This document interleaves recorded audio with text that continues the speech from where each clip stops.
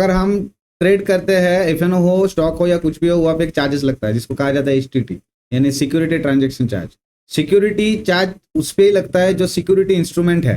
Future and options का trading hedging instrument में काम आता है। मतलब मैंने रिलायंस का एक स्टॉक लिया, बहुत सारा स्टॉक मैंने खरीदा है, अगर रिलायंस ऊपर जाएगा तो मेरा प्रॉफिट होगा, बट मुझे न्यूज़ मिला या कोई रीज़न है कि रिलायंस नीचे जा सकता है, तो इस सिनेरियो में अगर रिलायंस नीचे जा रहा है, ठीक है, इस सिनेरियो में अगर रिलायंस नीचे जा सकता है तो मैं क्या करता हूँ, मैं एक कॉल सेल कर देता हूँ कुछ क्वांटिटी का, तो मेरा जो लॉस हो रहा है स्टॉक में वो मेरा ऑप्शन में प्रॉफिट आ जाएगा। उस जगह पे मैं हेज कर लिया, अपना रिस्क को कम कर लिया। अगर 30% टीडीएस लागू होता है तो इसका मतलब है टीडीएस काउंट होता है लॉटरी में, केवीसी में, कौन बनेगा करोड़पति से 1 करोड़ जीता तुमने, ये सब चीज में 30% टीडीएस लागू होता है। पहले डिडक्ट हो जाएगा, उसके बाद प्रॉफिट का पैसा मिलेगा। अगर ये करता है तो ये एज ए गैम्बलिंग जो है चला जाएगा। स्पेकुलेटिव इनकम तुम कह सकते हो कि हो सकता है, लेकिन गैम्बलिंग इसको नहीं कहा जा सकता। तो 30% टीडीएस लगाने का मतलब है हेजिंग इंस्ट्रूमेंट को हटा देना, और हेजिंग के लिए ही फ्यूचर ऑप्शन बनाया गया था, तो जिसके कारण इसका सृष्टि किया गया। अगर वही चीज नहीं रहा तो फिर फ्यूचर ऑप्शन बनाने का कोई मतलब नहीं है। तो गवर्नमेंट या तो कोई नया टैक्स स्लैब ला सकता है फ्यूचर ऑप्शंस के लिए, या फिर कोई दूसरा कोई सिस्टम बना सकता है इसके लिए, या तुम फ्यूचर ऑप्शंस का प्रॉफिट फ्यूचर ऑप्शंस का लॉस के साथ एडजस्ट कर सकते हो, ये कर सकता है। लेकिन कभी भी 30% टीडीएस लागू नहीं कर सकता कि तुम कोई भी प्रॉफिट कमाओ, पहले 30% गवर्नमेंट ले लेगा, उसके बाद हमको मिलेगा। देखो हम लोग क्या क्या देते हैं, हम लोग ब्रोकरेज देते हैं, जीएसटी देते हैं, एसटीटी चार्जेस देते हैं, इसके अलावा भी और भी 3-4 चार्जेस है जो हम लोग देते हैं।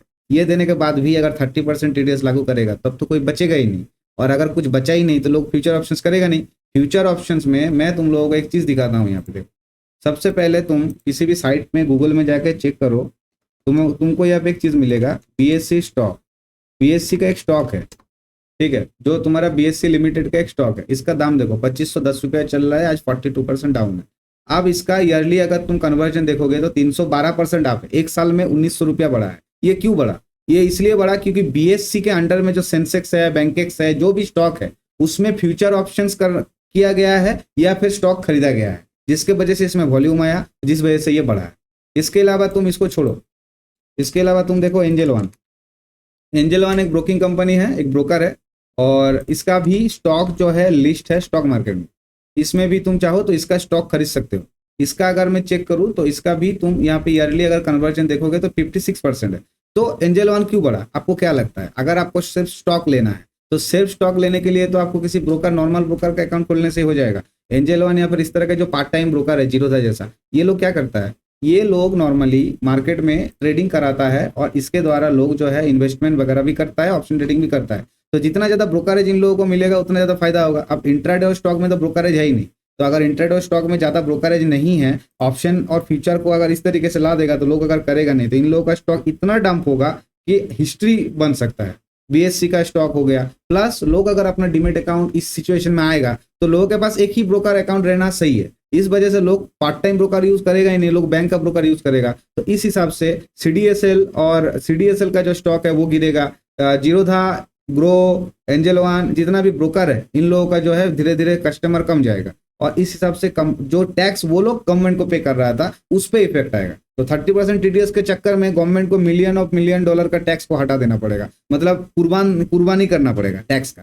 तो इसी वजह से मुझे ये लगता है पर्सनली कि अगर सारा चीज को देखूं, कितना चार्जेस हम लोगों ने दिया है, क्या देते हैं हम लोग गवर्नमेंट को, दिस दैट वगैरह, तो मेन बात यह है कि 30% टीडीएस लागू फ्यूचर ऑप्शंस में नहीं हो सकता है। हो सकता है कोई दूसरा स्लैब लाया जाए। गवर्नमेंट को मेन बात यह है कि गवर्नमेंट चाहता है कि तुम्हारे जेब से पैसा निकाला जाए। तुम्हारा जेब से पैसा कैसे निकले वो गवर्नमेंट को चाहिए। देखो अगर टोटल 100% लोग इंडिया में, टोटल अगर 100% लोग टैक्सेशन का स्लैब के अंडर में आता है तो उनमें से सिर्फ 1.9% लोग टैक्स पे करता है। तो बाकी जो लगभग 98.98% लोग जो टैक्स पे नहीं करता, उन लोगों का पॉकेट से पैसा निकालना कैसा है ये गवर्नमेंट सोच रहा है।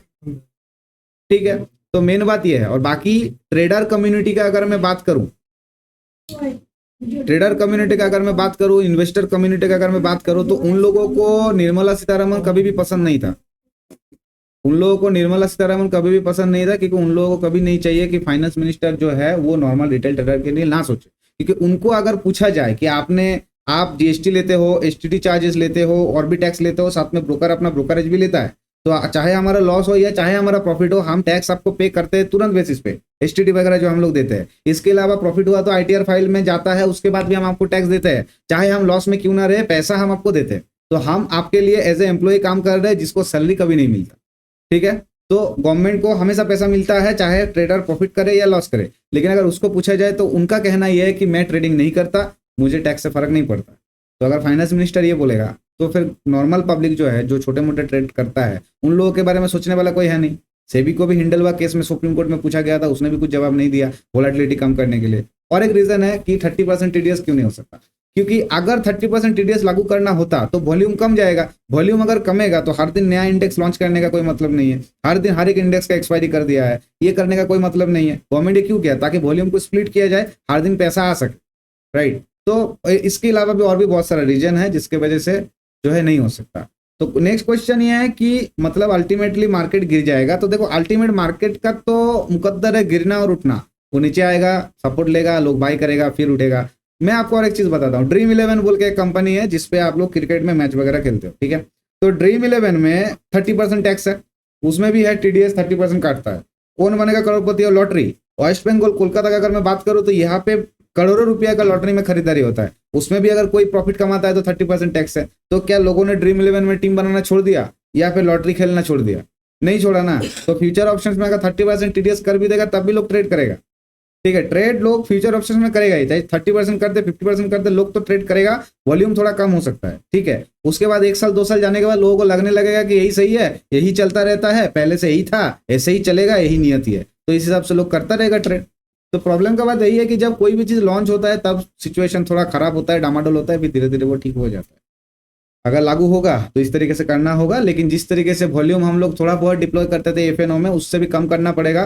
नॉर्मली हम लोगों को स्टॉक में इंट्राडे ट्रेड करना पड़ेगा, और जैसे मैं सिखाता हूँ स्विंग ट्रेडिंग करने के लिए 1-2 महीना 3 महीना होल्ड बेच दो, 20-25% 50% जो भी मिला बेच दो, 4-5% 6-7% में एग्जिट कर दो, इस तरीके से कर सकते हैं। बाकी क्रिप्टो फॉरेक्स तो है ही, तो इस हिसाब से कर सकते हैं, ठीक है। तो और एक चीज, और एक क्वेश्चन मेरे दिमाग में आया है कि एक क्वेश्चन ऐसा भी हो सकता है कि जैसे फॉरेक्स के साथ किया कि बहुत सारा ऐप बैन कर दिया, फॉरेक्स में तुम ट्रेड जो है नहीं कर सकते, पर्टिकुलर कुछ ऐप है जिसके माध्यम से कर सकते हो। इस तरीके से मतलब अल्टीमेट गवर्नमेंट चाहता है कि फॉरेक्स ट्रेडिंग बैन हो जाए, ठीक है। इसके बाद फेमा वायलेशन वगैरह वो तो है ही है।